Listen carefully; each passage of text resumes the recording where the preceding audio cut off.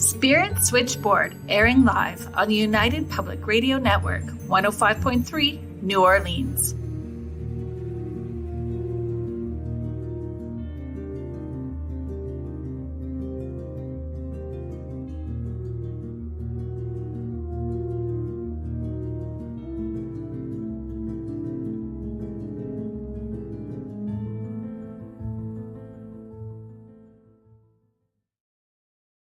Hello, everyone. Welcome to Spirit Switchboard. You are listening to us live on the United Public Radio Network and the UFO Paranormal Radio Network 105.3 and 107.7 New Orleans. Today on Spirit Switchboard, I am welcoming Rebecca F Pittman. She is the best-selling author in several genres. Her popular history and haunting series of books have been spotlighted on various TV, radio, and podcast forums. She is a former TV talk show host, muralist, escape room owner, game creator, and runway model that finds mysteries irresistible. And she's going to join me today to talk about Lizzie Borden. Thank you for joining me today. I am so excited to be here, and this is probably one of my favorite topics. Oh, so it was a deep dive, but before it was a deep dive, and I am loving your book. I told my daughter when I was preparing for today, I felt like I needed to get a flow chart with pictures and names so it would be behind me so we could keep up. It's a lot. I told her I was going to have to go back. I think I'm on chapter 20, burning paper and hidden hatchets. That's where I'm at right now. So I'm going to have to. It's a big book. I tell people it doubles as a burglar weapon and doorstop. I appreciate that. It's true. It's true. And before we dig down into that, so we do have a few people saying hello. Michelle, Julie, Tom. Hello, everybody. Thanks for joining us today. There was just so much. I had this running list of things where I wanted to start. I think where I'd like to start, if it's okay, is talking about, where your list of hats that you have worn is so, all of them creative in one way or another, but so varied. And I've always been able to tap into the other side. It's how I grew up, being able to see people that are crossed over. It's been part of my world. It's part of my children's world. It's their normal as well, too. So I find those of us who are intuitive lean into those creative jobs. So was intuition, creativity, tapping into the other side part of your world when you were little? My mother had some psychic ability, and that was my first view of it. And I was very little when I first saw her. We were driving on the way to my uncle's house in California, her brother. I think I was 7, my sister was 6. We were in the back seat. She swerved off and burst out crying. I thought she'd hit something. Oh. And she said, "My mother just died." Now, this is way back before cell phones or anything else. And, I'm little and I'm going, what?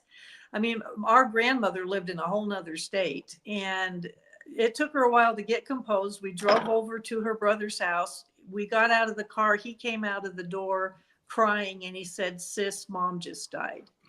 So that was my first going, there's more out there. And it really freaked me out as a little kid. I couldn't understand. Yep.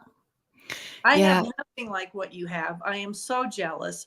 I've been called an empath. I think a lot of ghosts.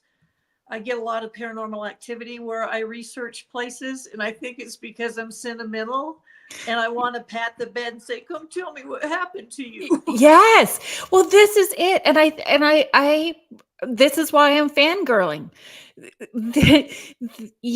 I love history. So I do these events called Dining with the Dead, and I've done them for 11 years now. And when I started doing them, I always chose venues that had some sort of historical history to them, because it's I feel very humbled when I get to hear their stories and being immersed in those places. And you give it is a deep dive. It is rich history. that you are sharing in these books. So I Thank you. appreciate that a lot. It's important to me. I mean, if I'm going to take on a big subject, I want to give it 110%. And I Right. write a book thinking, would I enjoy this? What's it missing? What would I like to know? When I wrote The History and Haunting of the Palace of Versailles, oh my gosh, that was so daunting. And there's all these Louis. I'm going, did they not have another name to choose from? So, yeah, I appreciate that. That's a huge compliment to me. The history hooks me. And then Yep. they just happen to be in the top 10 most haunted venues. So Yeah. you get the paranormal activity at the end of the book. So I haven't got there yet, to be honest. So then there was part of me wishing that maybe we had pushed the date back a bit. So I'm hoping, I mean, I know bits and pieces, but what I thought I knew, I didn't, like, it's not necessarily truthful. There's so much misinformation and speculation and around Lizzie Borden. Like, it's a lot. If you type in Lizzie Borden, there's all kinds of theories and stories, and it's incredible. So Well, I spent 5 years researching this book. And wow. I am not the end all on this. But what I did do in the book was try to back it up with transcripts, police reports, the best I could. The only time I went off route was I do believe that she first tried to poison Andrew and Abby at the farmhouse where they were expected on the Monday before they were murdered. And then all the farmhands got sick. I do believe Lizzie did put arsenic in the milk at the farmhouse thinking they were going to be there, and then they changed their mind and didn't go.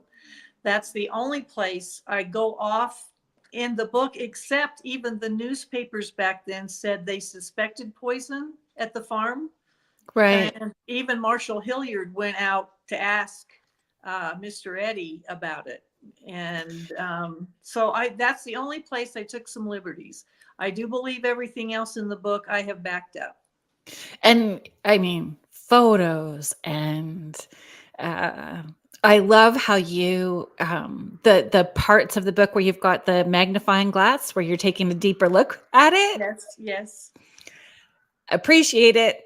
I appreciate it. So you hand us the facts and then you go, okay, let's regroup into this and let's go over this again. And I appreciate that. So I'm Well, just thank you. My head's not going to fit out of here when this is over with. But now that I've written 2 true crime books, oh, it's I just like the yep. research is really hard. I'm not going to lie. It is a lot of work, and my integrity is very important to me. And so I try very, very hard to back up what I'm saying.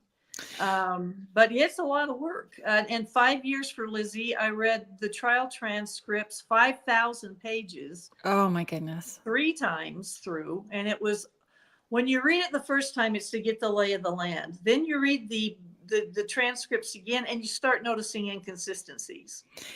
It's Right. like, wait a minute, that's not what they said before. And then by the third time you go through, it's like a little hand sticking out of the paper going, over here, look at me. Yeah. And you find the lies and you start putting that together. And then you have police reports and witness statements and coroner reports. So I actually miss it. I'm probably going to be doing a book called Countdown to Murder, Lizzie Borden, with some of the other new things I have found since extending my research. Wow. But it was a lot. Yeah, I mean I appreciate the thoroughness to it as well too. And when you talk, so you do um the Countdown to Murder and you do the History and Haunting, those two, and you do have a young adult Yes. novel as well too. T.J. Fennelly, The Well of Ghosts. I am writing a novel soon called When Shadows Walk. But TJ is it's the Harry Potter market. It's for all ages. In fact, most of the 5-star reviews were from adults. But it's in the Well of Ghosts. I can't get away from the ghosts. But Once I you love step that into book. it, you can't go backwards. No, you can't. Nobody wants me to write about ballet at this point. So, No. I yeah, no. yeah, But no. I probably would read it because I enjoy how you write. So I Thank I you. I would probably still read it. That I means have I could throw in a haunted tutu. there probably is somewhere a murder mystery unsolved or Yes. that we could Yes. find for you to The write case about. of the bloody tutu. I can see it. That's so funny. Pam Hupp. Uh, is that, am I saying that correctly? Yes, Pam yes, Hupp, Death yes. Insured. Death Insured. Well, That's yes, she was my first countdown to murder, and she's a serial killer out of St. Louis. I don't know anything about it, but it's cued. So when I'm done, Lizzie, I'm heading to Pam. Well, it was the most episodes Dateline's ever done, and Wow. then it spawned a TV movie that Renee Zellweger helped produce, and she plays Pam, and it's called The Thing About Pam, and it's on TV, it's streaming, and I wasn't particularly happy with the tone that took, like almost like farce. They put a comical tone to it, which after interviewing the victims' families, I thought it was just wrong tone for the show. But Right. this is a story that will knock your socks off. She is something else. Well, I'm ready. And then, I mean, you did Alex Murdoch too. Like, I'm gonna pop my popcorn and curl up with my books. I'm telling you, I'm ready to cocoon for the winter because the whole list is there. So Laura Lee is just sharing. I can't believe how many people in the paranormal world follow true crime as well. It's not that big of a segue. If you look at it, they both involve mysteries and puzzles and clues. And to me, that's why it was an easy transition for me, because it's always been the puzzles and the mystery and the unknown. And true Yeah. crime, until it's solved, is a lot of that. So it was very easy for me to transition into that. And the unknown, like what fuels them? What fuels them to that decision to The true do crime harm? people, Yeah. oh, Well, no, it, no, it like the varies. murderers that you write about, like these people that are doing these acts, what drives them? Like trying to understand and Well, according to the experts, it's usually money, sex, power, greed, jealousy. It just depends on the individual, what their motives are. I do know that with Pam and Alex, a lot of it revolved around money. yeah. I don't know much, so I'm not going to ask too much yet because I want to read it, Okay. and then we can have a discussion about Pam after. Okay. We can have a discussion about, yeah. Michelle is just saying it's the human aspect, right? It is the human aspect, and it's the voyeurism in us that wants to see it. I Yeah. don't know if you agree with me on that, but we all want to pull that curtain back because of the audacity of these crimes. It's not something we could do, Yeah, but when you you can't wrap your can't look away. yeah, and we can't wrap our head around it. Like I just can't we can't wrap our head around it. Hello, Paul in New York City. Hello, Noel. Kayla and Megan. Thank you so much, everybody, for joining us today. Hi, That guys. was that was one of the first questions that I wrote. Like this murder took place so long ago, but everyone is still emotionally invested, debates it.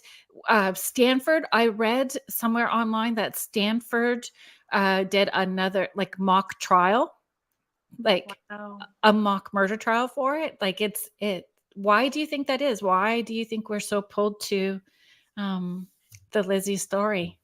I think it's the unusualness of it. It's not the locked door mystery, but it's close. If this supposedly the murder of her father was in 10 minutes. Within a 10-minute time span, he had been murdered and she had called for Bridget, yet there was no blood on her. So how in the world did she do everything she did, including murder him, clean up, get rid of the murder weapon, all of that in 10 minutes? And I think also what's fascinating is this was a woman in the Mm, Victorian era doing one of the most heinous double murders with a hatchet. It's unheard of. Women right. were pills and arsenic. That was their go-to. Arsenic was such a popular method of getting rid of people for money. They called it the inheritance poison. It was like that, get rid of Uncle Harry because I want my money sooner from the will. So for a woman to do that was, but what's interesting to me is this came on the heels of Jack the Ripper. Jack the Ripper was still making the headlines. This Jack the Oh, Ripper was yeah. 1888, and this happened in 1892. Had Lizzie, and I bet you she had, been following the story in the Lizzie Borden kitchen, there were all the Harper magazines, newspapers. I guarantee you she was fascinated with that case. I've often wondered, did the idea to use a sharp object come from the Jack the Ripper case? I don't know. Yeah. Megan is just sharing with us when we were talking earlier about the why we get interested. She's saying, but also understanding how the brain works and how trauma and experiences can lead to a human being to such heinous acts. This is And very true. There's so much that goes into it. A lot goes into it. Ted Bundy, I mean, a lot of the serial killers, some of them were locked in closets as children. Ted Bundy found out he was illegitimate, had a lot of issues around that. So absolutely. so there are people who have investigated, and that's their the line of questioning that has come up in paranormal investigations. If there was abuse for her, is there anything that can back that up? Was there any evidence of inappropriate behavior from a family member or like? I want to squash the theory right now that there Thank was you. any Yeah. misconduct between her father and her. Andrew could care less about that. The man was all about numbers and business. He Yeah. gave his two daughters everything he felt they needed. They had a very generous clothing allowance every month. Lizzie went on the grand tour of Europe only 2 years before the murders. Um, he gave them what he thought was necessary for a pragmatic Yankee thrift guy. The fact that they didn't have a bathtub and had to take hip baths, I can see that. They complained about the indoor plumbing and things like that, and that the rich Bordens up on the hill had bathtubs and fancy houses. Where they lived was an embarrassment. 92 2nd Street was literally one street over from Main and was half commerce. Right across the street were livery stables and restaurants and a Chinese laundry. And yet all of the other Borden relatives, most of them, were living up in these gorgeous mansions. But as far as abuse, no. Lizzie's mother died when she was only 2, which had to be hard. Emma raised her for a while until Abby came along. And Can you explain to people who maybe don't know, like who the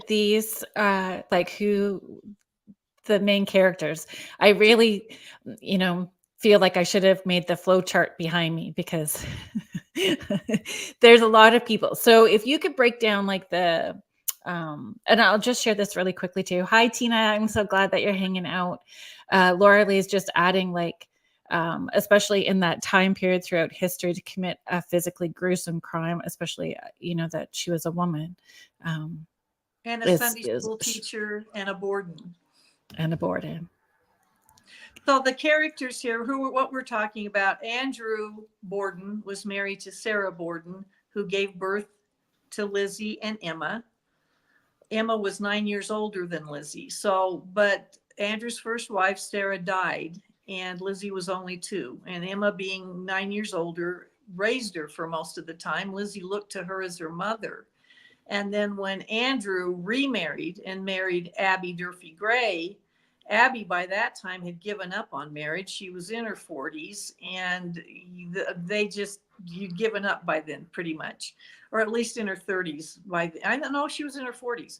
So she tried very hard to be a good stepmother. From all accounts, she treated the girls well, but it was not reciprocated, especially by Emma. Emma hated her more than Lizzie did because Emma saw her as the usurper in the family. Emma had practically raised Lizzie. And here's this new mother figure. They did call her mother until something happened a few years before the murders. And that was when Andrew put a house that belonged to the grandfather in the family, or one of the members. He owned the home. He put it in Abby's sister, half sister's name, so that she could have a place to live. She was in a bad position and had nowhere to go. So he gifted her enough money for her to stay in this house that should have been in Lizzie and Emma's inheritance. They blew up, came back and said, "What you've done for her, you should have done for us." So he hurried and gave them their grandfather's house on Ferry Street and let them keep all the rent from it to try to soothe things, but it never was the same again. That's when they quit calling her mother and called her Mrs. Borden. And these are women in their 30s, correct? Like late 20s at that time when they're having this Yeah, well, spat. the Like murder, not Lizzie children. was 32 and Emma Yeah, was almost 42. not children. No, no, but Not, Lizzie, when you delve into it, and I have it in the back of the book, I believe she was a true narcissist and a sociopath. mm, Even in high school, what the kids would say about her, the few girlfriends she had when they go visit her, was she was real blue, real moody, not happy. You get this sense of somebody with severe mood swings. Even on the grand tour, when she went with two of the Borden cousins, they weren't used to hanging out with her. Even the chaperone for the trip said, "I don't know who she is," because she didn't travel in their circles. yeah. And she was socially awkward. She hadn't dated really. And you get this sense of somebody that had a hard time with a hand in her face and very huge temper. So when she got back off from the grand tour in 1880, which was, or 1890, somewhere in there, a couple of years before the murders, she was in such a state after seeing what she could have. She'd seen Europe with the Right. Borden cousins that lived up on the hill. It was worse. I think Andrew was hoping, give her the grand tour, give her what she wants. Instead, she blew up, and Emma switched bedrooms with her and let Lizzie have the little bedroom, which is literally almost like a closet, and Lizzie took the big bedroom. So Emma took the smaller room, and Lizzie got the big room, and it still wasn't enough. And that's when I think the powder keg was starting. And you can, that was something that I made note of when I was reading the book, which I'm not finished yet. So I'm only on chapter 20. So there was a systematic, conscious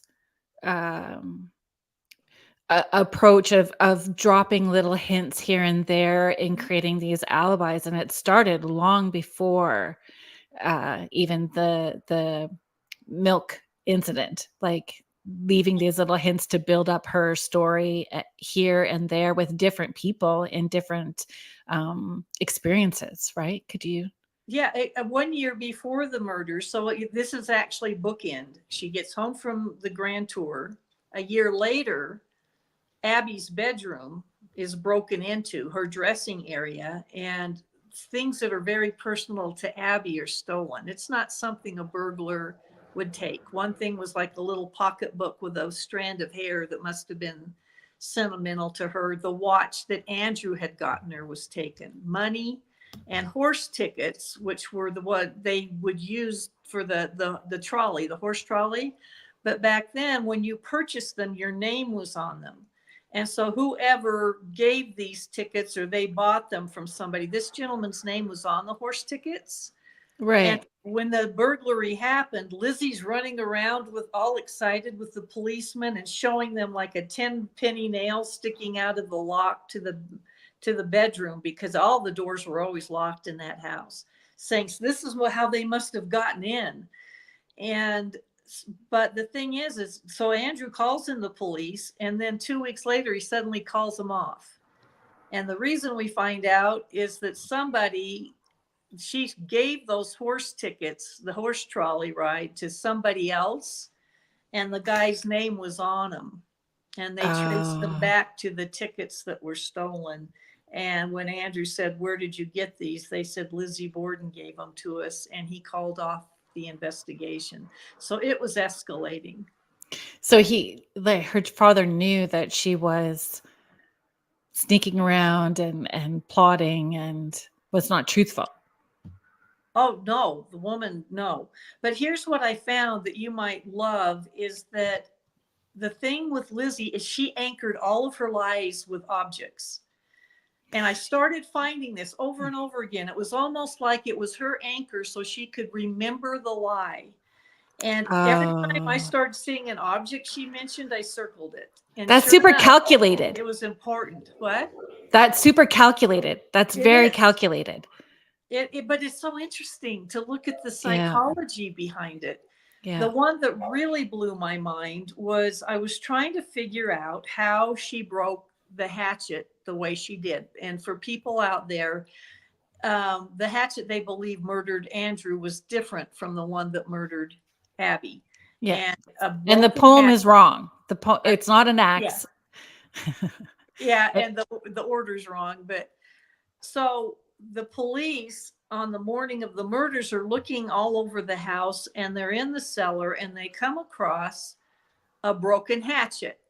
And I have visual aids. Oh, So it's this is brilliant. actually a shingling hatchet from 1893, which is 1 year after the murder. So this is very similar. It's Wow. called the shingling hatchet because it has this claw in the back to pull nails. So they did Right. roofing with it.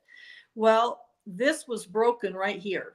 Completely, I'm trying to get this right, completely snapped off. So the handle's gone. This is all you had left was this head.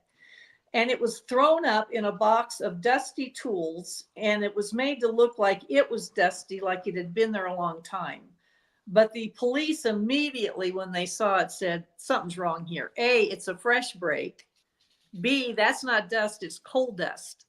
And there was coal dust all in the cellar from the coal. And so what she had done is broken it to make it look like it could not have been used in the murder of Andrew, washed it, rolled it in coal dust to make it look dusty, and threw it up with other tools that were broken. Wow. And then put the handle somewhere else. So, but if you look at this is actually wider than the one she used. Hers was 3.25 inches, which is only this much from here to where my fingers are. Right.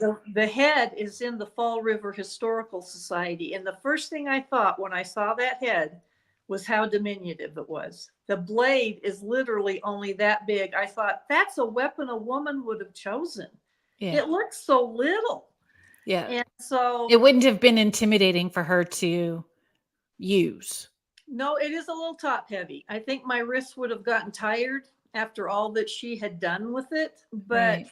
so anyway, everybody I noticed in a lot of the Lizzie Borden blogs were saying they had tried to replicate how she broke it and couldn't, because it's like a baseball bat. It will usually splinter with the grain. If you hit it and it breaks, it usually splinters. Right. But this was like, and it wasn't sawn. They said that in court. There were no cut marks. Drove me nuts. So you're going to love this part. So You have visuals in the book. yes, I do at the back.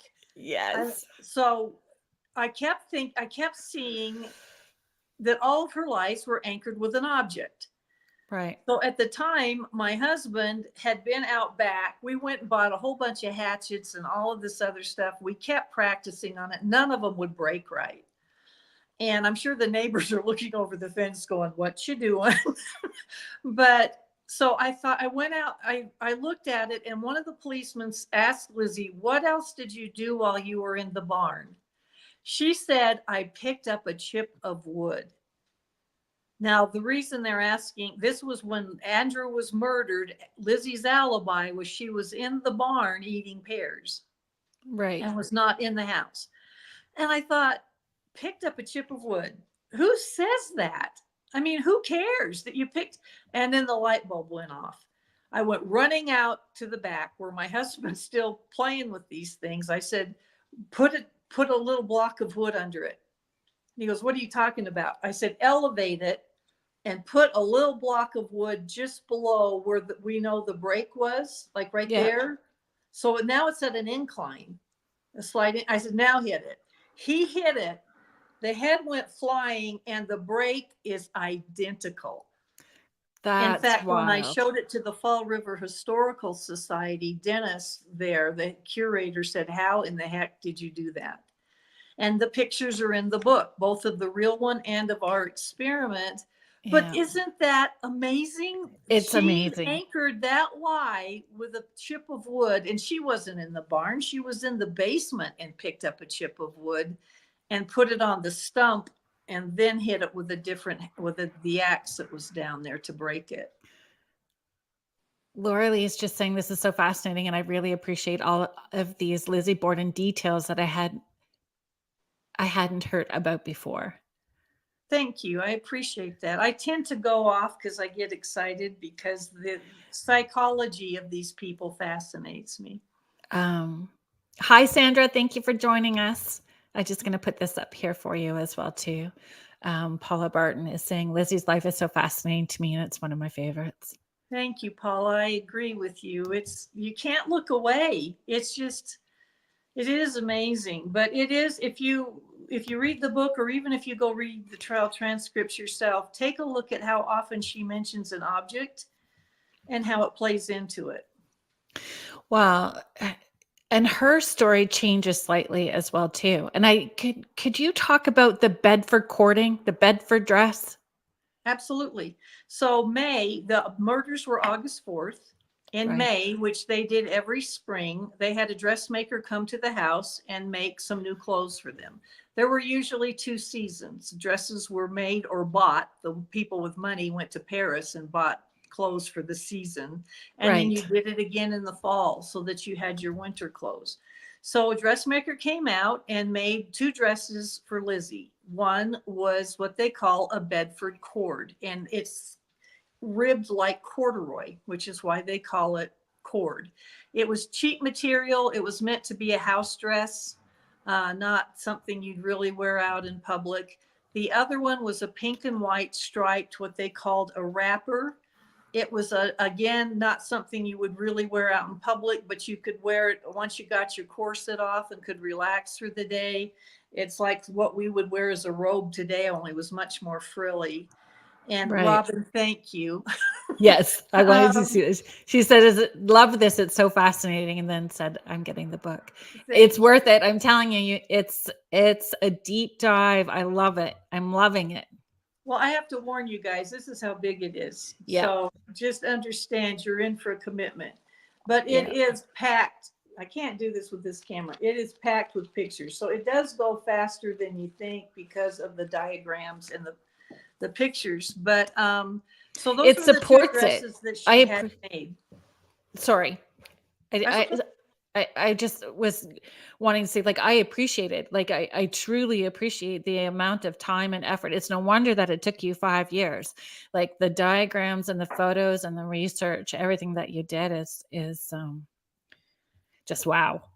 Thank you. That means so much to me. I've been fascinated with this since junior high. So to be able to write a book and do the research and meet all of the wonderful people out in Massachusetts that I did was just, it's awesome. They're still my really dear friends. And plus, I've never seen so many Dunkin' Donuts in my life. And But I mean, you certainly have built that reputation of researching and giving as much information as possible, honoring and respecting the stories and the people that are involved. you are now on my Christmas list. But I Thank you. mean it. I'm quite sincere Thank you. with this. It Like, does mean a lot. My 4 sons think they're Jim Carrey, so I go through life with sarcasm and wit, but I want you to know I really appreciate you saying that. It means a lot to me. you're welcome. And so let's pull back to the Bedford dress. So she was wearing 2 dresses, or was she wearing 2 dresses that day, or she changed? Can you explain that? Yes, and I want to do it in order because it can get confusing. It is the Yep. tale of 3 dresses. Okay.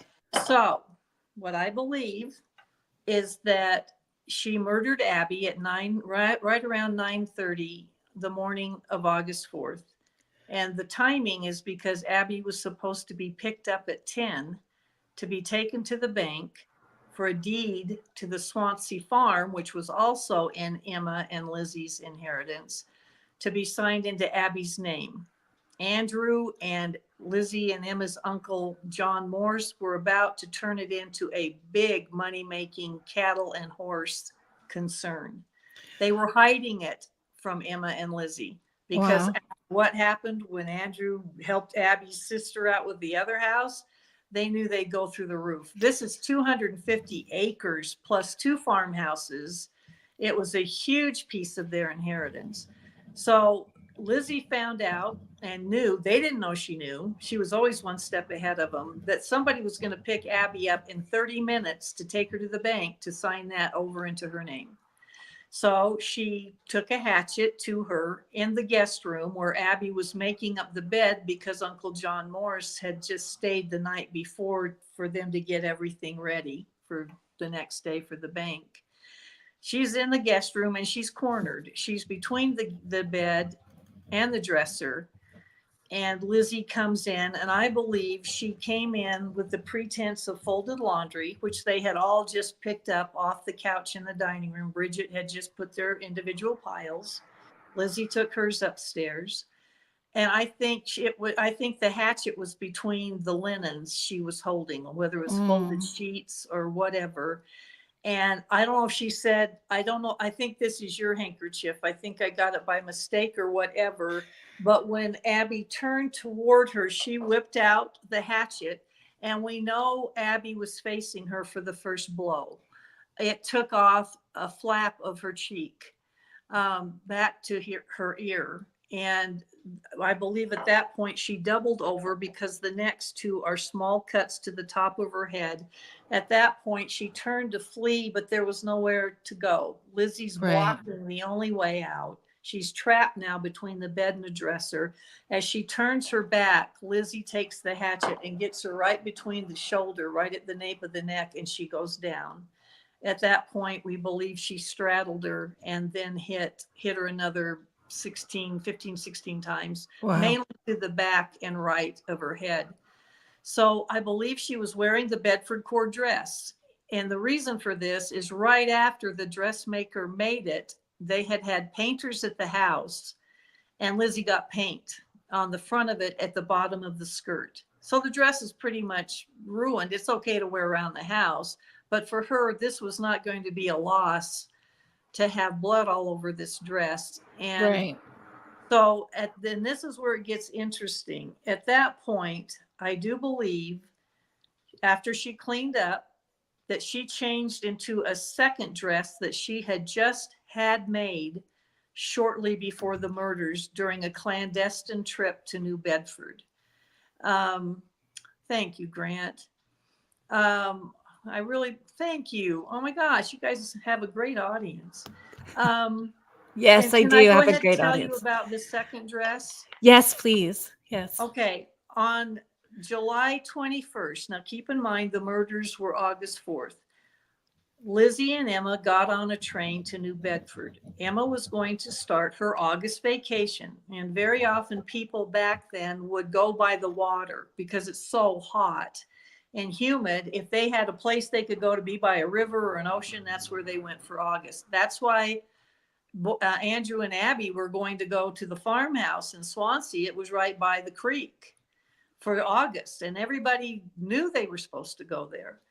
In fact, when they showed back up, somebody stopped Andrew on the street and said, I thought you were headed for the farm. He goes, no, there's trouble at home, which was so uncharacteristic of him. He was so private. So anyway, so Emma is going to go to Fairhaven and stay with her friends, the Brownells. And so Lizzie was supposed to go on the train after Emma got off at Fairhaven to Marion, where her girlfriends were waiting for her for a fun time fishing and all of that by the water. Well, Emma got off. They hugged, and she assumed, I guess, according to her, that Lizzie was going to continue on to Marion, which was another 20 minutes. Well, Lizzie didn't. She got off in New Bedford and spent 5 days there that nobody knew where she was or what she was doing. And it wasn't until later when the police were looking up her story that they interviewed a woman at a boarding house who was actually a friend, but Lizzie stayed at while she was in New Bedford. And the policeman said, was she always with you while she was here? And the lady said, well, yeah, except for Saturday morning, she was gone an hour and a half and came back with a bolt of dress material, And so here's where, and this to me is so fascinating. To me, this is one of the linchpins to prove her guilt. So this is Officer Medley found this out, reported back to Marshal Hilliard, and Knowlton was now going to be the attorney that was going to prosecute Lizzie or whoever at that point. So all of this information was being fed in. So for those days, nobody knew where Lizzie was or what she was doing. All we know is she bought dress material when she was supposed to be in Marion fishing with her friends. This is August, or well, the end of July. She'd already had the dresses made in May. Right. Typically, you don't continue to make them. You do them twice a year, like I said. There was no reason for her to be buying the material. So she does not go to Marion. Andrew and Abby are getting ready to go to the farm when she pops back up on Monday, which is now August 1st. So actually she was gone 9 days total. I believe in that 9 days she had a dress made. And when you hear the testimony of the people who saw what she was wearing the morning of the murders, and I'll go into that in just a minute, I believe she had a dress made that was loose fitting. And the testimony from witnesses will define that it was, and it was not what she typically wore. So she was already planning this. So she kills Abby in the New Bedford court. Yep. Then she goes into her bedroom and I believe starts to put this other dress that she had made loose fitting, had pleats, had what one of the detectives described as a bosom in the Right. waist, because they were called pigeon dresses. He didn't know how to describe it. It was just poofy down here, totally different from what she used to wear. I'll show you a picture. Lizzie wore, and I'm sorry this is blurry. Can you? I'm not good with cameras. Yep, there you go. Can you Perfect. see that? It's very tight. Yeah. In the waist. Form fitting. All of hers were form fitting. Even her funeral dress, they commented on how tight it was. But this is what the witnesses saw. Now, if you can, I'm going to try to get this in where you can see it. Do you see how in this one, it's poofy down here above the waist? It's called a pigeon dress. The other one is pleated and the material is poofing out over it. Right. So now this is a Butterick pattern, and they started in 1863. It's very possible this is just like the pattern that Lizzie had in May. Wow. When the dressmaker made, I'm not saying these are the two dresses she had made, but Butterick made the pattern. So these are what they look like. It's an envelope. Those of you who sew know what it is. Inside is all of this paper that you have to unfold and cut up to make a pattern. It's a lot. It's a lot to cut out for a dress. So Lizzie pops up on Monday, the 1st of August, and they are shocked, and Abby is nervous as heck. She knows Lizzie hates her. They're trying to get this clandestine land deal done behind her back, and here she is. She's supposed to be vacationing, and she pops back up. Now, I think she went to the farm first because the farm hands always delivered a can of fresh milk to the doorstep at the Borden house where the murders happened. But I believe they also would have had one waiting for Andrew and Abby at the farmhouse because they were supposed to start that day on that Monday, and they changed their mind and didn't go. So I believe at that point, rather than waste the milk, the farmhands drank it, and 2 of them were seriously ill, including the foreman, Mr. Eddy. And the newspapers were having suspicions that they were poisoned. So anyway, so I believe, and here's where it gets interesting. I think Lizzie went. No, it's all interesting. It's all interesting. I think Lizzie went in the bedroom and tried to put that dress over the New Bedford cord, but the problem is they all had these leg of mutton sleeves.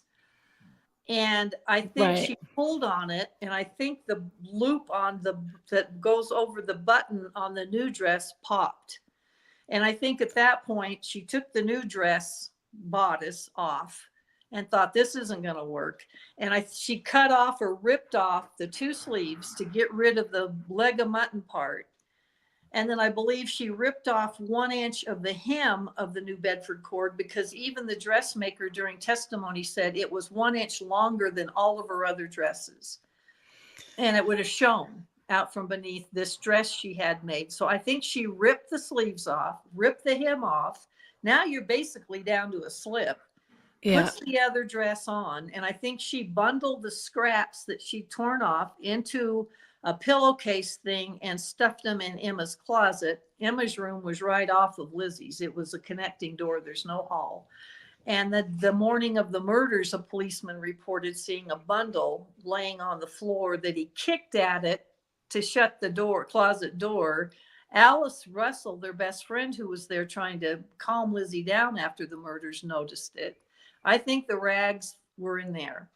So then when they asked her what she did that morning, again, pay attention, she anchors it in an object. She said, I brought my laundry upstairs and I sewed on a bit of tape. That piece that popped, I'll bet you money, it was the loop for the button. I mean, look at these little things that she mentioned. I picked up a chip of wood. I sewed a piece of tape.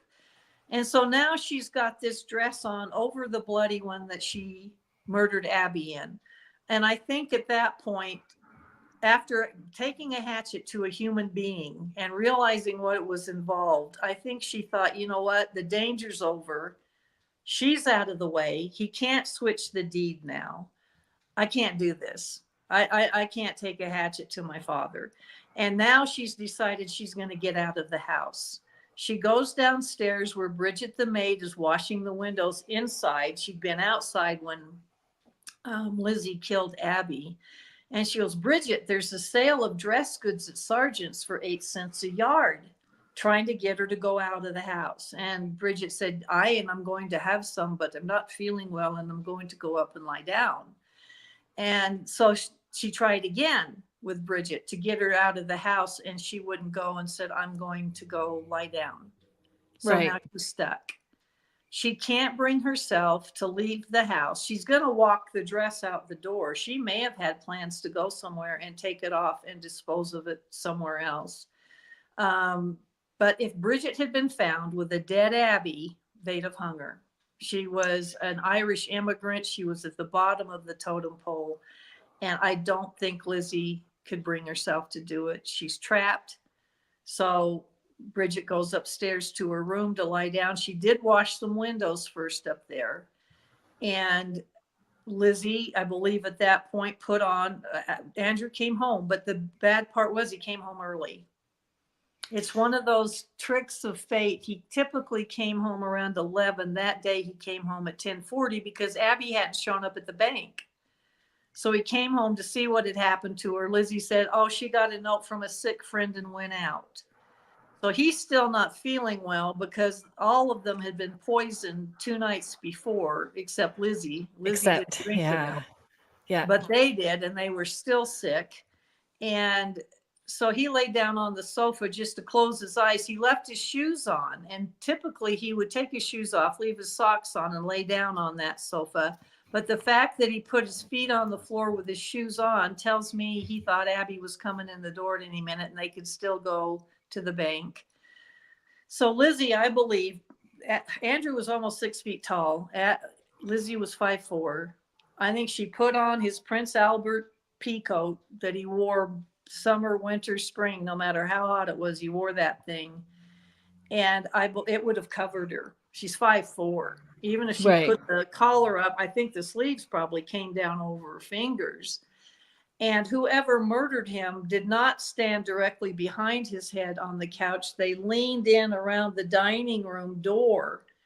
And I believe, and I know this sounds horrible, that she learned from killing Abby what not to do. And I think with Abby, it was so vicious. There was throwback blood spatter on the ceiling, on the bedspread. And I think she learned you take shorter chops and that you don't stand right behind it.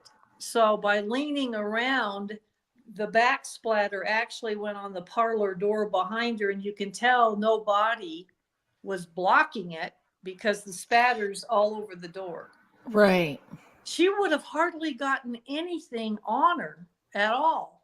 They found Wow. one drop on the ceiling, And it hurt. The coat was bundled up under his head. which was brilliant. Absolutely brilliant. She would have probably taken it off, wiped the hatchet head with it, rolled it up, put it under his head to make it look like he'd done it as a pillow. He already had a pillow, and he would never have rolled his coat up like that. So now all of the wounds from 11 blows with a hatchet, the blood is seeping into the coat so that it looks like the blood is supposed to be there. It was absolutely brilliant. It's just shocking. It's so calculated and shocking. So, Uncle John. Uncle John is the pear eating, acting peculiar outside of the house person, correct? Yeah, that was odd. You show up and there's 500 people around the house you just slept in last night. And rather than ask what happened, he walks back to the barn and leans against it, eating a pear, watching. So, um, Paula is just saying it's so maniacal. It is, Paula. It's beyond that.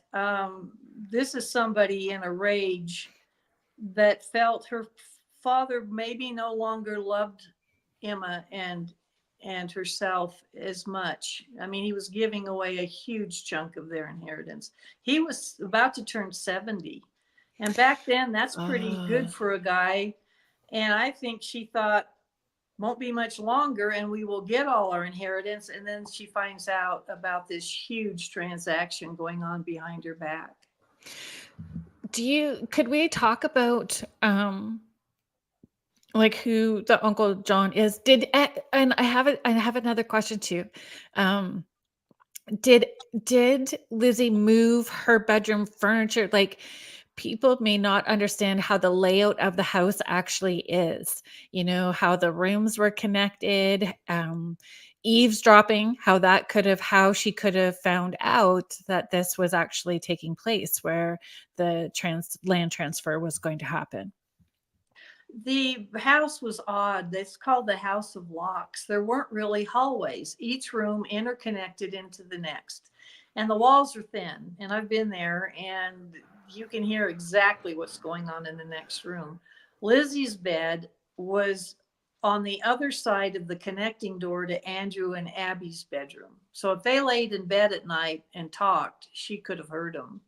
I also believe that they did most of their talking in the sitting room, which was directly beneath Lizzie's bedroom and had the same fireplace that connected up above to Lizzie's fireplace.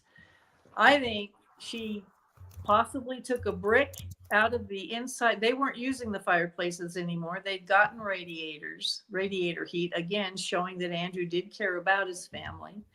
And I think that she could have listened with a pipe through that hole, or back then, you remember those big horns they'd listen with? Those Right. ear horns the old people had. It's that same concept of amplifying the sound. And that sound could have gone right up that chimney and into her chimney. And they seem to do most of their planning and plotting in that sitting room. And so to test it, because I wrote about Limp Mansion in St. Louis, they have the same setup where the fireplaces are right above each other on the first floor and the second floor. And I asked Patty, I said, you're going to think I'm nuts. And I thought I was ready for her to say no more than usual. But I said, would you test it out for me? And of course, they weren't using the fire. But she goes, sure. So she didn't remove a brick, but she did listen in and had some people below in the room below talk. And she goes, I can hear the murmuring. I can make out one or two words. I can't make out all of them. And I was elated. And that's with the flues closed. So I thought this could have done it. This could have been a way that she listened in. Yeah. And what's interesting to me is after the murders and she was acquitted and they got their money and she got the mansion on the hill, she and Emma immediately turned the old house where the murders were back into 2 tenements. That's what they were before Andrew bought it, and he turned it into a single family home. Guess what? She removed or plastered over the fireplace in her bedroom. It was the only one. All of the rest of them were left intact. That's interesting. I think it's interesting. And I could be totally wrong, but Limp Mansion did the experiment for me. She was always one step ahead of them, always knew what they were going to do. That's fascinating. But I mean, you make a point of mentioning in the book that her dad was actually on to her, like that there was a key to that bedroom, and where it used to be and where it ended up. So Well, that he could. all of the bedrooms were locked, and they Right. kept Abby and Andrew kept their bedroom locked. There was an entry from the stair area landing, and then there was the connecting door to Lizzie's room. Interestingly enough, this is how trusting this house is. On Andrew and Abby's side of the connecting door to Lizzie's room, they put a sliding bolt. And on Lizzie's side of the connecting door, she put a hook and eye. But the other bedroom door that went out to the landing, they locked with a key. And after Andrew found out she stole from Abby because of the horse car tickets, he took the key to the bedroom and laid it on the mantle in the sitting room in plain sight, as if to say, I know it was you. Yeah. I trust Bridget. I'm going to put the key right here. I trust the maid. And every day she had to see that as an in your face. I know it was you. Here, go ahead, take the key. So yeah, it was a powder keg brewing in that house by the time the murders happened. Wow. So there are people. Well, before I ask this question, so for those of you who are joining us or just joining us now, you are listening to Spirit Switchboard. I'm your host, Kerrilynn, and you are listening to us live on the United Public Radio Network and the UFO Paranormal Radio Network, 105.3 and 107.7. And today on the show, we have Rebecca F Pittman, and we are talking about her book, The History and Haunting of Lizzie Borden. Where was I going to go? Oh, that the stories changed, like testimonies changed all the time. All the time. That's what I found fascinating. It was hard to even keep up. So yeah, can we talk about that? We can, and can I read you a segment of my favorite? I would love for we're that. Still talking about the dresses, yes, because please. We have the new Bedford cord that she murdered Abby in. We have the dress she had specially made, which, like I said, even her best friend and the next door neighbor, Mrs. Churchill, who came over that morning when Lizzie's saying, "Oh, Mrs. Churchill, come over, someone's murdered father." All of these people testified about the color of dress she had on and that they'd never seen it before, including Alice Russell, the best friend who's over all the time. Everybody knew everybody's dresses. Right. And they'd never seen it. They said it was pleated in the front, loose fitting. The morning of the murders, Alice reached over to, while they're still checking the bodies and it's hot and they're fanning Lizzie, and Alice reached over to loosen Lizzie's dress at the waist because she thought she was going to faint. Lizzie grabbed her hand and stopped her and said, no, it's loose. I am not faint. And stopped her from what probably would have shown there's another dress underneath it. So we've got those two dresses. Now, what Lizzie handed to the police was a dark blue dress. The other witnesses said she was wearing light blue. Why'd she hand over a dress that was not the one she was wearing that morning? So, and this is the part I love, so I hope you don't mind. Of course, no. Knowlton had one shot. Knowlton is the DA that went after her with a vengeance. And during the inquest, which was the Tuesday after the murders were a Thursday. On Tuesday, he had her on the stand. And this is what she's so on it, on all of the questions until he asks her this. And he said, Lizzie, is there anything you'd like to correct in your previous testimony? And she said, no, sir. He said, did you buy a dress pattern in New Bedford? And you see finally and she went, a dress pattern? And he went, yes. She goes, I think I did. And he goes, where is it? It is at home. Where at home? Where at home? It's like she's buying time to think. Please, it's in a trunk.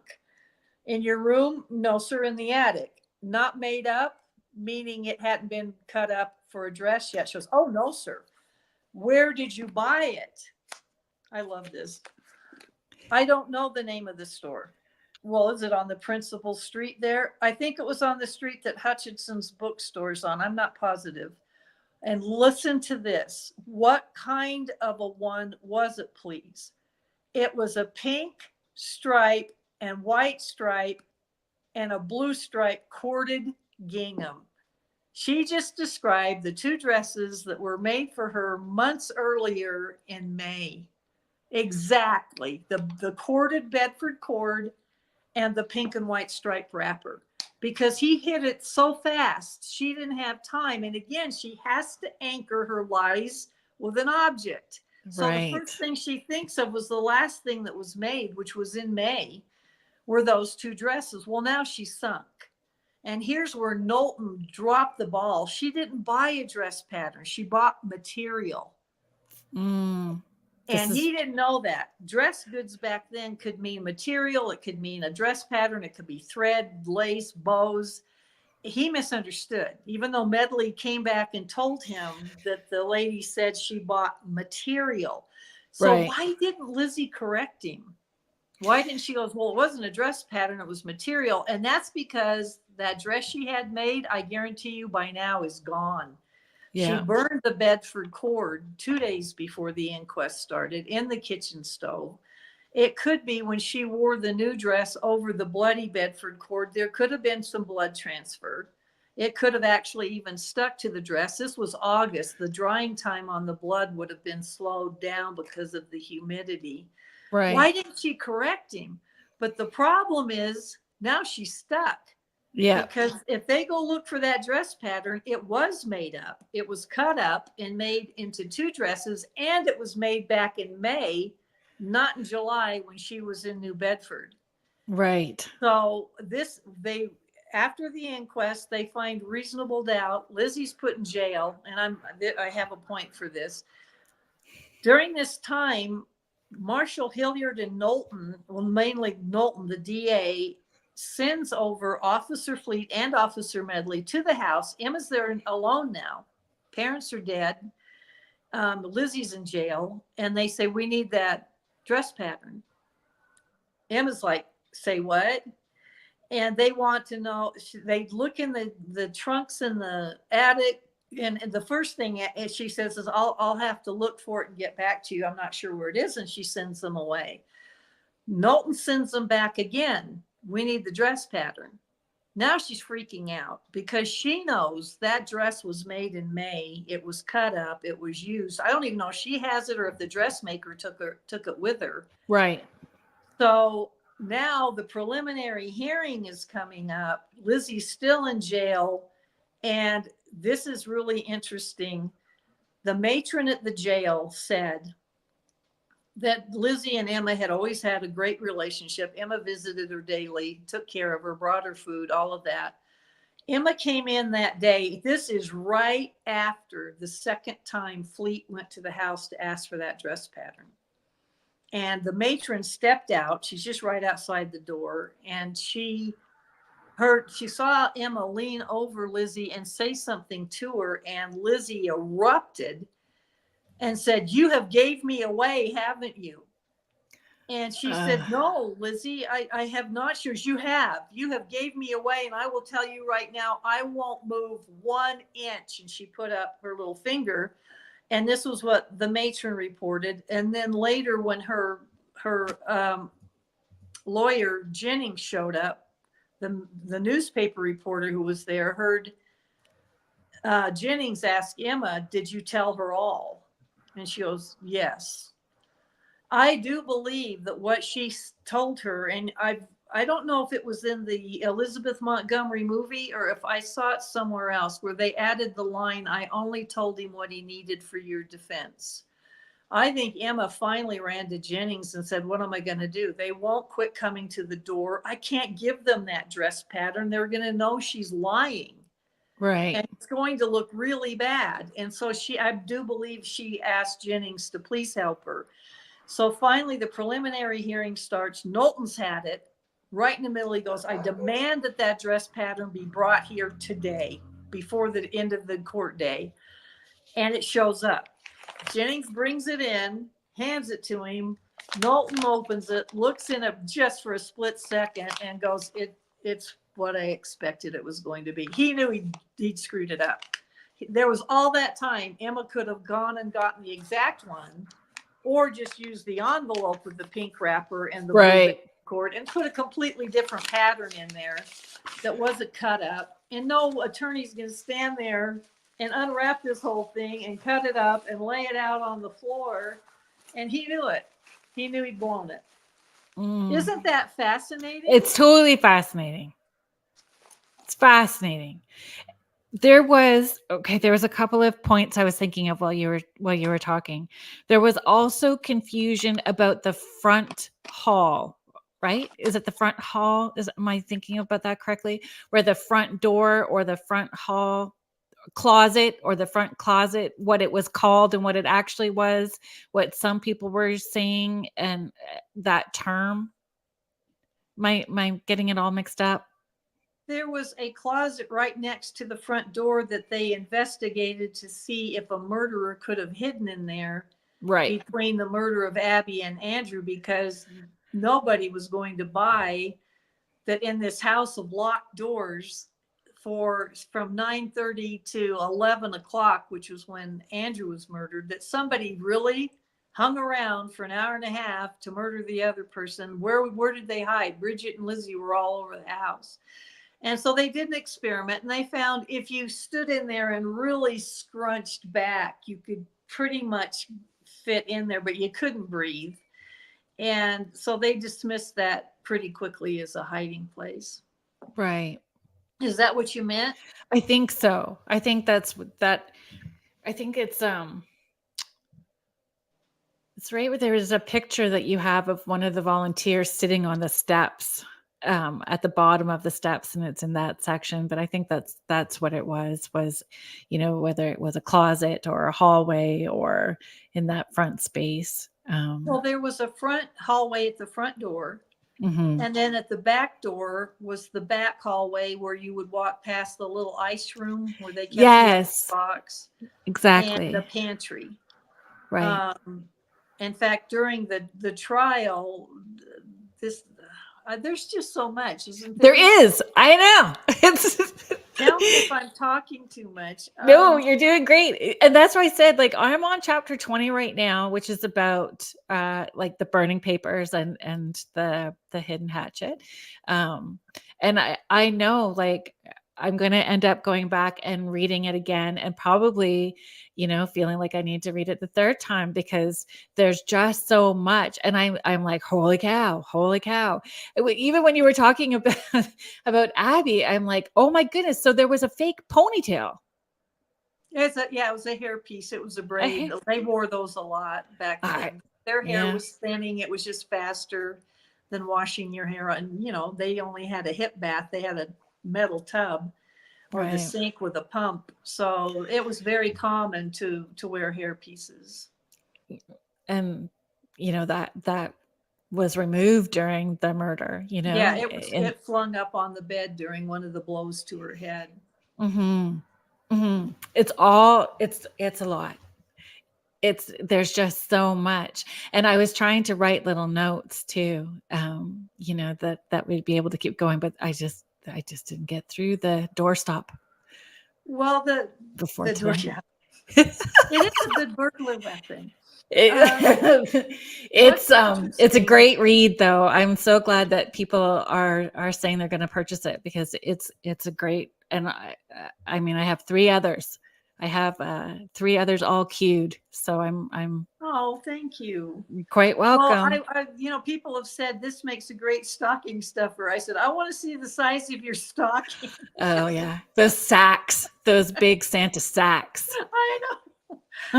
But what's interesting to me while we're talking about the dress is the timing of her burning it in the stove, because I believe she wore the bloody Bedford cord under that new dress for 3 days. How she did that in the August Oh heat had to be horrific.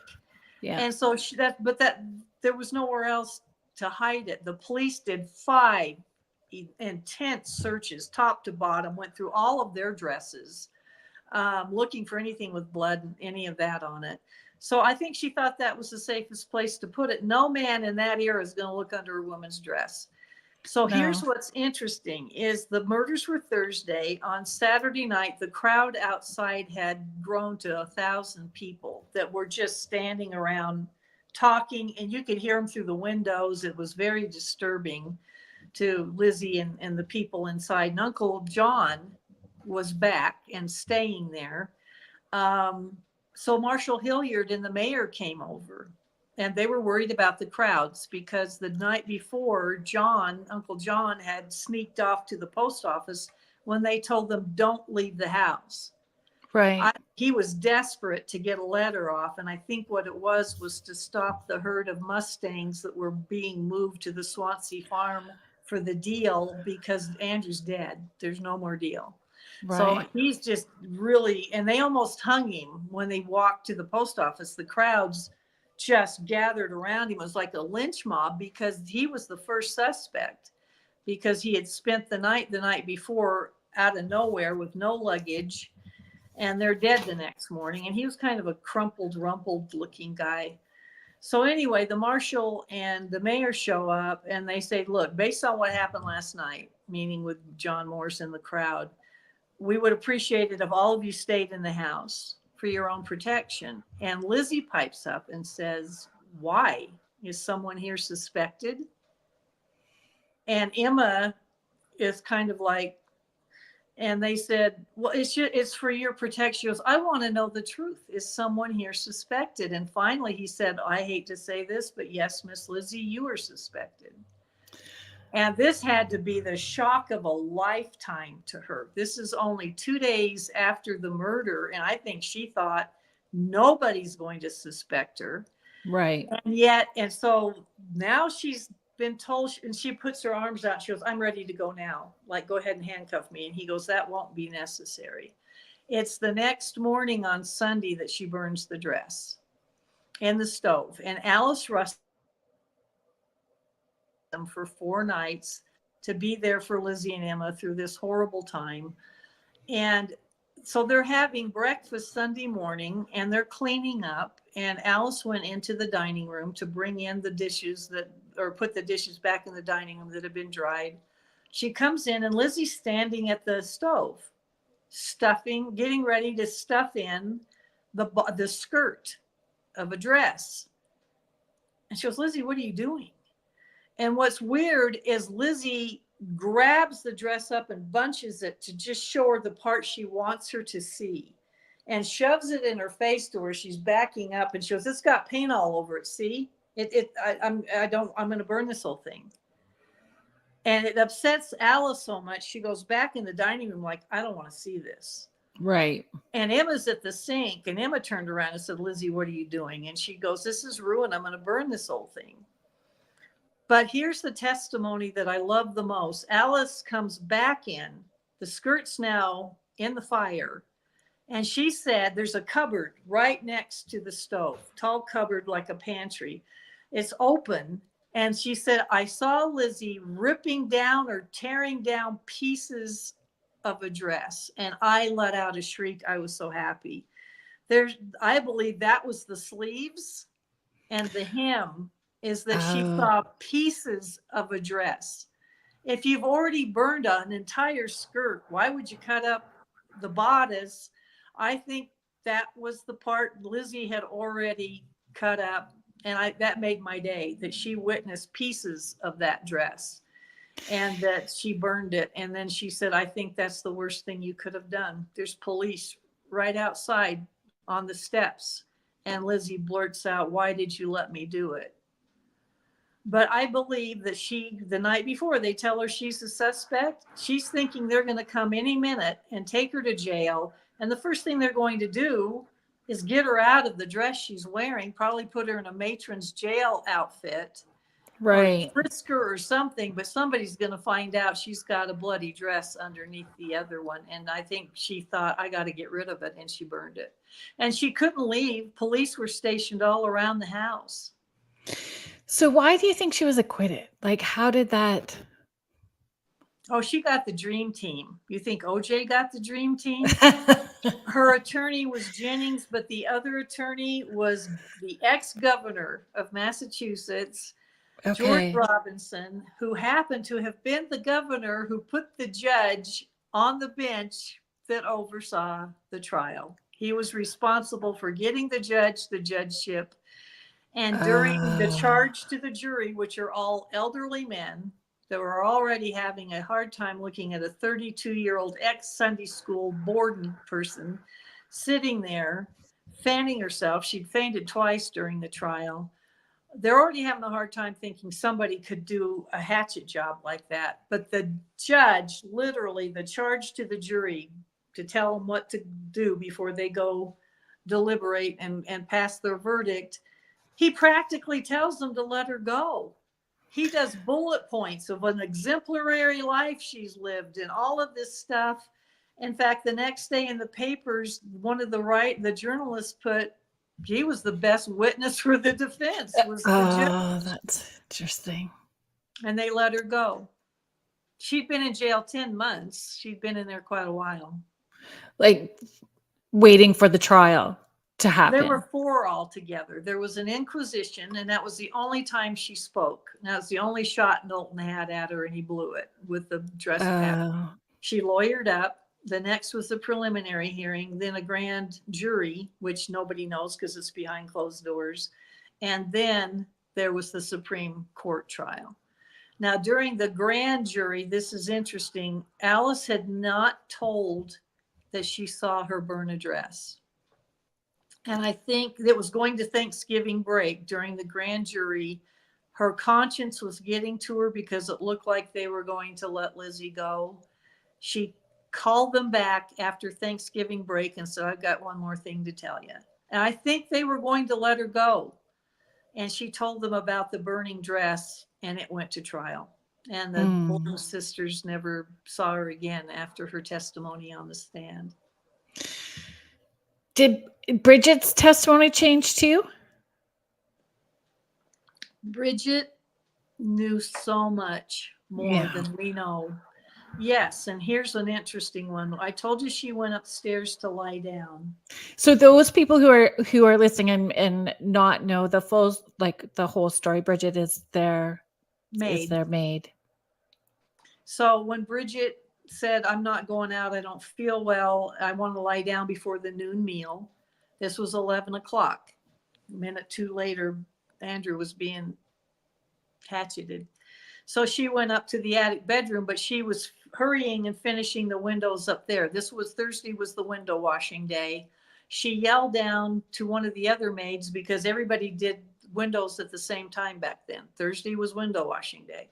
And she gets the rest of the day off after the noon meal. And I think she was yelling down about where they could go meet her for a pint. So she's yelling down from the window while Lizzie is killing Andrew, literally. You can hear she banged the windows closed, she said. She was making noise. But here's the spooky part. Then she goes to her bedroom to lie down to just do a quick wash on her windows. Her bedroom window overlooked the backyard where the barn is. where Lizzie was supposed to go be eating pears. That was her alibi while Andrew was being murdered, which would have happened right at this moment. The newspapers, because the reporters actually showed up before the police and are interviewing everybody.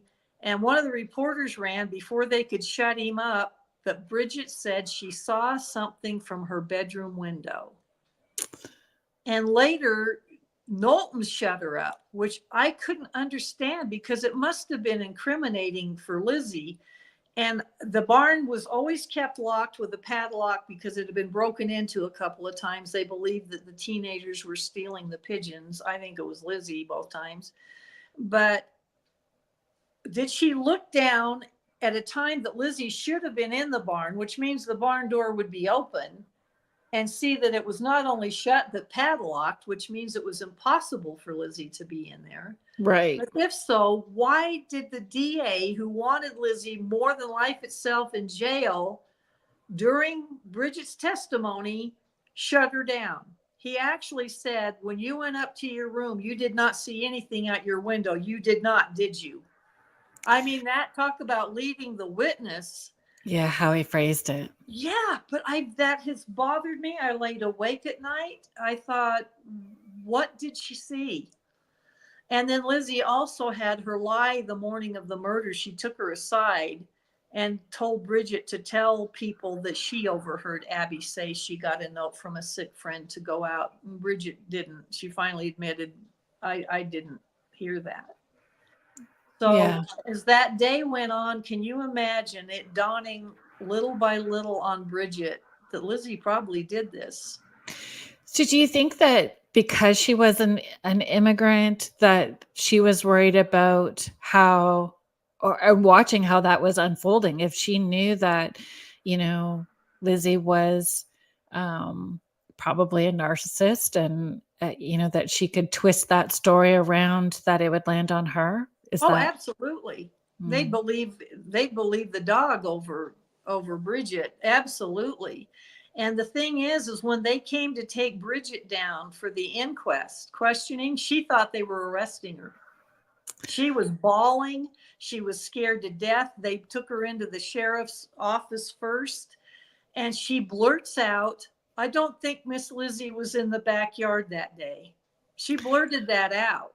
And oh she thought they were going to arrest her. They had to assure her, you're just here for the questions. We're not going to arrest you. So the night of the murders, which was Thursday, she refused to stay there that night. She went across the street and slept with a maid from across the street. She was scared to death to be in that house. They convinced her to come back the next morning and make breakfast for everybody because Uncle John was there. She did go make breakfast. Then she collected her little bundle of clothes and left, and she never went back.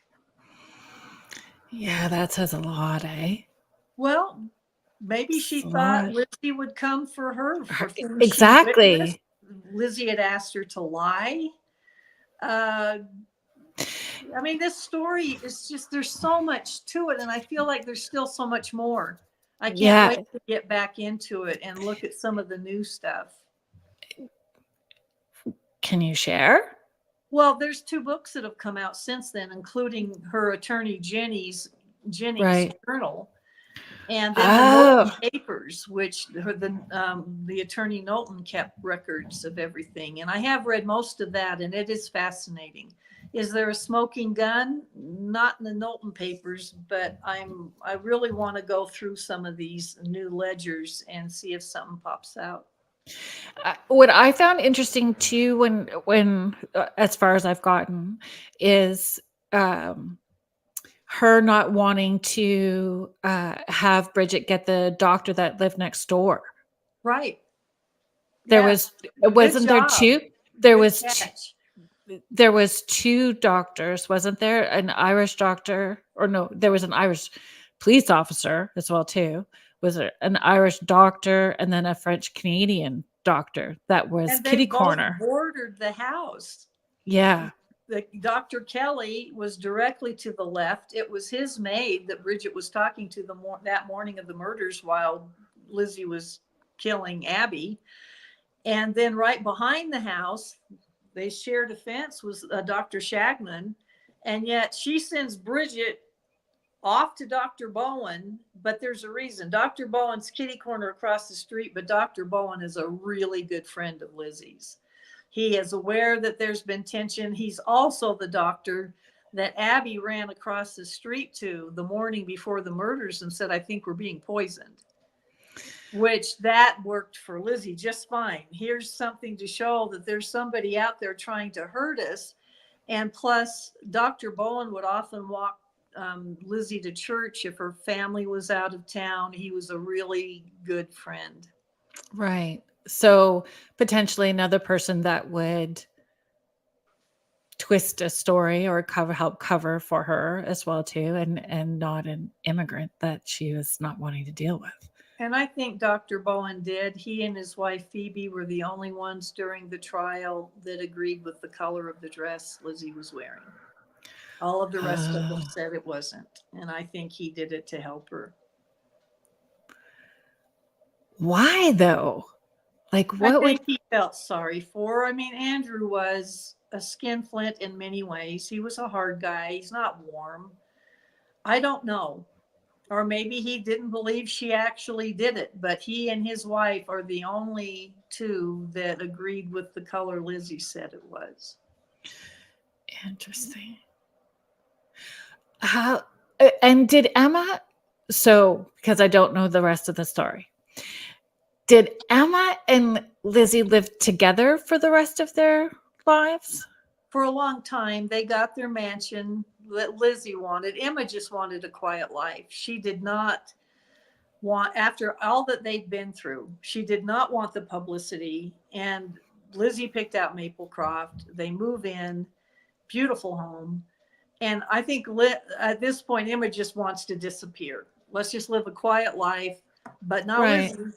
So Lizzie decides to have parties, to go to the theater, which back then actresses were akin to prostitutes. She'd have huge parties at the house that the neighbors are, clicking their tongues at. And Emma was finding more and more wrong with the whole situation. They lived together for quite a while. But then finally, Emma moved out. She couldn't take it anymore. And they did not speak to each other for the rest of their lives. They spoke through attorneys. And they died Really? only 9 days apart, which was interesting. That's fascinating. And I didn't know that at all. That, the communication had stopped.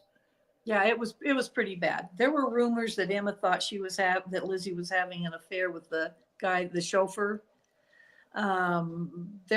Lizzie just wouldn't stop. Plus, she was back in the headlines for stealing from a fancy jeweler's in Providence, and they did catch her. They found out she did indeed steal these enamel eggs that were fairly expensive. And so she's back in the headlines again. And Emma just wanted out. Do you think that it was just that she had this confidence in thinking she could get away with doing whatever she wanted? It's not like she would have lacked anything at that point to steal those eggs just because she wanted them. That's narcissism.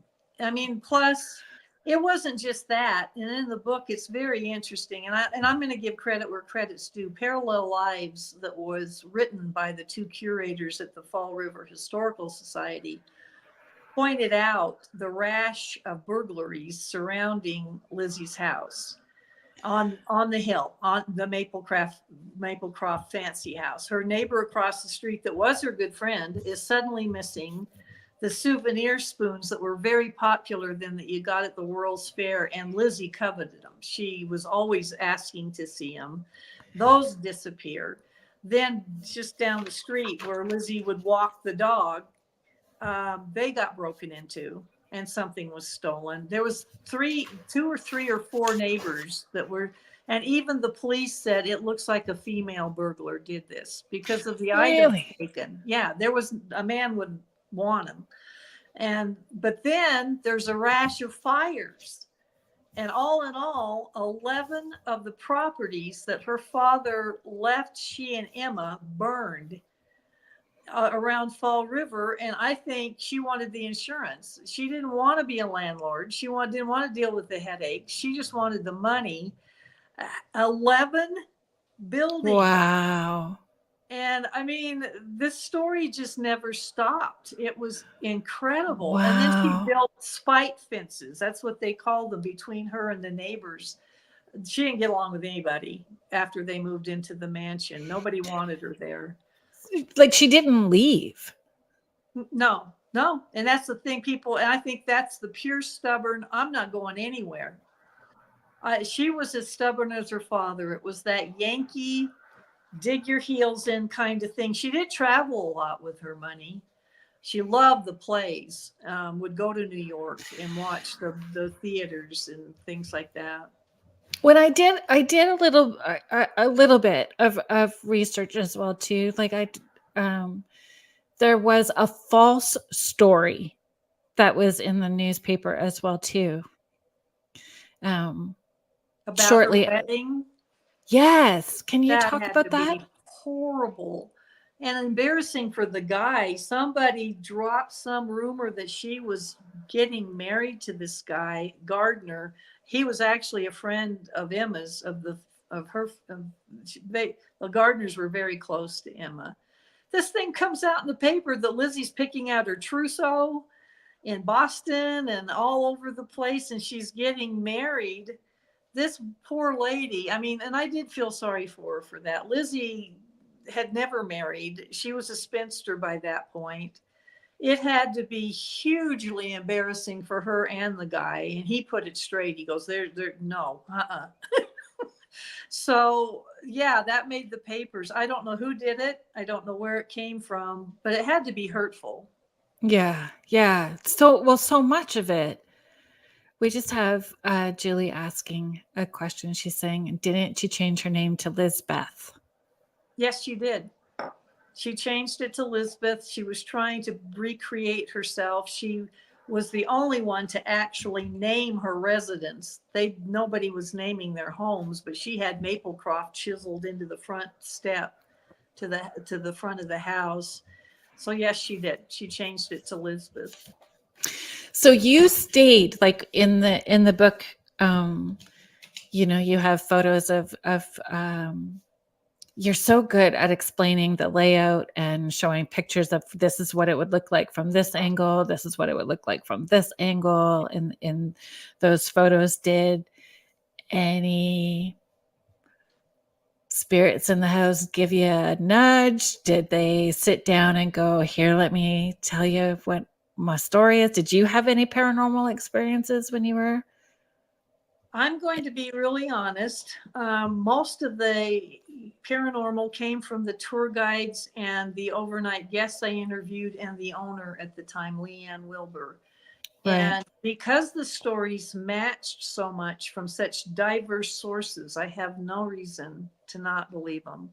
A lot of it was at the top of the stairs right next to Lizzie's bedroom, and the bedroom where where Abby were murdered were like this. I mean, they were just right around the corner. And Right. they kept hearing voices from up there when there was nobody there. Sometimes it was two women, sometimes it was a man and a woman. Danielle Gabral, who was a tour guide at the time, would go in the morning because it's a bed and breakfast and go up to change the linens. And she was there early and all alone.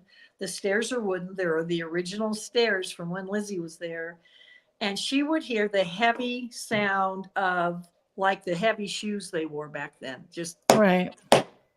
coming up the stairs behind her, and she'd look behind her, there's nobody there, and then she feels this hot breath by her ear and a sigh and somebody going like she's not cleaning the house correctly, and she always thought it was Abby. So I did not. It is the only place I've written about that I myself did not experience anything. I did sleep in Lizzie's room, and I spent most Right. of the time thinking of how I was going to write the book, thinking of the sounds I was hearing, where her bed was located. I wasn't really looking around, but all of the other stories, though, there's shadow figures, a lot of activity in the basement, which is where I believe she cleaned things up and broke the hatchet Broke the and hid hatchet. it. Yeah. So there's a lot of stories, but I did not myself. I I am personally going think back there in a couple of weeks, and if something happens, I will tell you. I would love to know. I personally think that, spirits, if it's an intelligent haunting, can vet us out as well too. Like, checking you out. Is this, I can tell this person's going to ask me questions I don't want to answer. So I'm just going to hang in the back, Well, I like, did tell my husband I'm about yeah, to sleep in the house in the bedroom of a woman whose ghost probably knows I'm writing a book saying she did it. right. This is it. Exactly. I'm not Exactly. feeling warm fuzzies right now. Yeah, but you got the cold shoulder. Yeah, I did. I got the cold shoulder. Yeah, you Um, got the cold there's a shoulder from lot of her. atmosphere in that house, though. Oh my gosh, the minute you walk in, especially when you're in the sitting room where Andrew was killed, there's just this oppressive feeling to the whole house. But do you feel that the people that go to visit it and the energy that people bring to it could contribute to that? I am not happy that they use a Ouija board there.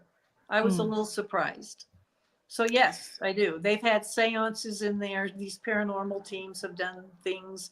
Yeah, that doesn't make me real happy. yeah. And it does. It can poke the bear, open doors Open the to other, door. Yeah, yeah, to other things as well too. Paula has a question for you as well too. sure. She's asking if the mansion is still. So I'm assuming she's asking about Yeah. Maple. Is it Maple Grove? It is, and I got to tell you, Paula, I'm very tickled about this. It was never open to the public. The city wouldn't let it because it was in a residential area. But the previous owner, two owners ago, while I was writing the book, invited me to spend the night.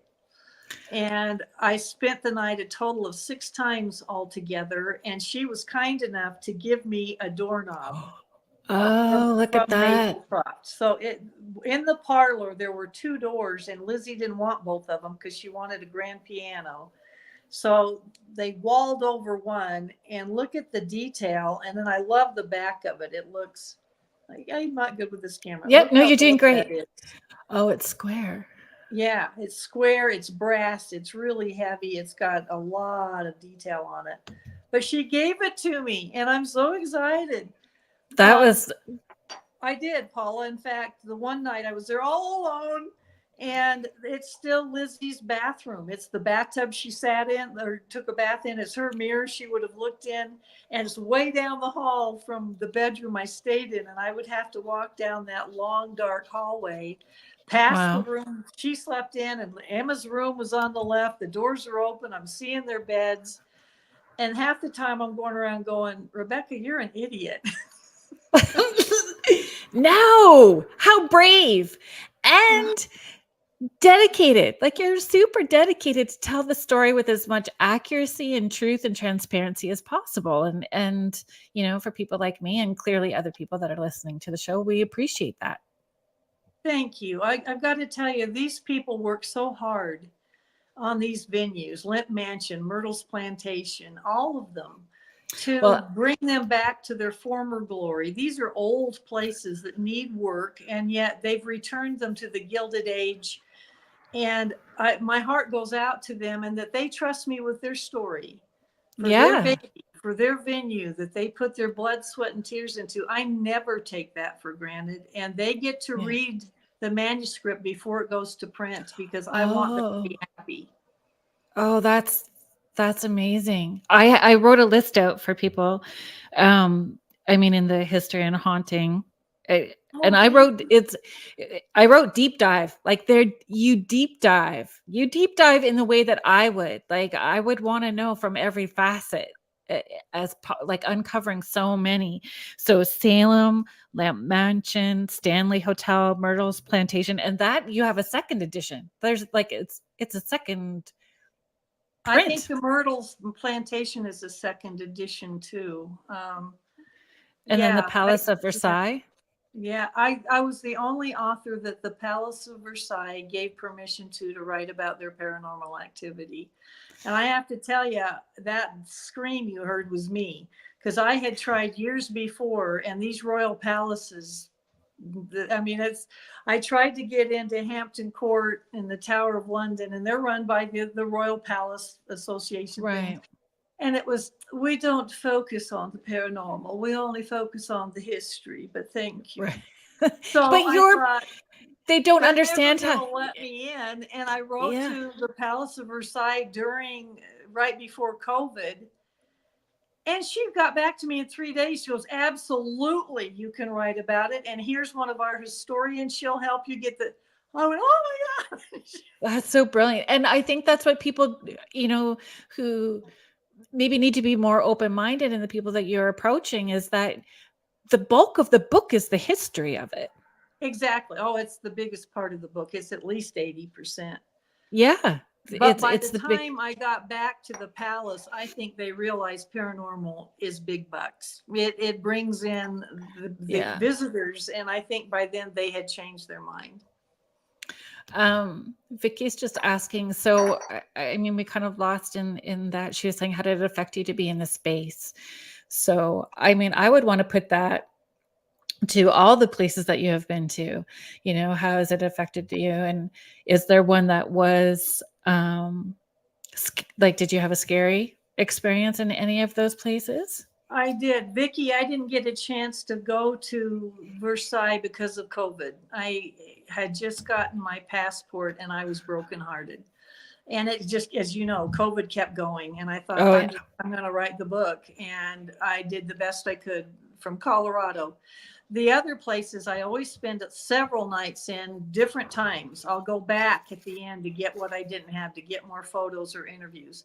Lemp, and it's spelled L-E-M-P, Lemp Mansion in St. Louis is so dang active, it never disappoints. And the first night I was there, again, all alone in this giant mansion, and I'm in the attic bedroom, something kicked the bed and sat on my feet. And that was really scary. It was around midnight that something kept kicking the bed. And I remember my first impression was it felt like a child because it was low and really clumsy, like when you tell a kid to quit kicking the wall. Right. And I finally, when it stopped, jumped from the bed, ran into the bathroom, turned the light on, stood there staring. There was nothing there. I finally cracked the door to leave some light, got back in bed, and I guess I finally fell asleep. And about 5 o'clock in the morning, I went to turn over and realized I couldn't. And I thought, what the heck? And I could not move my feet. And I realized there was a weight on the side of my feet that I couldn't turn over. Crazy. And the bravest thing I ever did was to reach over and get my cell phone, because it was still dark, to shine a light down there. That scared me. I thought, I don't want to see what it is. And I thought, the minute the light hits it, it's going to spring at me. And I finally put the light on it, and there were two distinct impressions, like someone had been kneeling there or standing there. And I took a picture of it. That's brilliant. It's Rebecca, we have to close the show out. I'm so grateful. Thank you. So this went by so fast. I would love to have you on again, because you have so much to share. But I appreciate that you spent your time. If anybody is interested in the books, it's Rebecca F Pittman books.com. That you can purchase the books. There's just, please do. It is well worth it. If you are here with us next week, I have Steve Gonsalves of Ghost Hunters and Ghost Nation Ghost Academy coming on to talk about his book, A Life with Ghosts, True, Terrifying, and Insightful Tales from My Favorite Haunts. Thank you, everybody that joined us in the chat today. And you have been listening to us live on the United Public Radio Network and the UFO Paranormal Radio Network, 105.3 and 107.7. Thank you so much, everybody. Oh, it was brilliant. Thank you so much. Everyone is just saying amazing show, and thank you. Thank you for being here. You've been listening to Spirit Switchboard with host Kerrilynn Shellhorn on the United Public Radio Network, 105.3 New Orleans.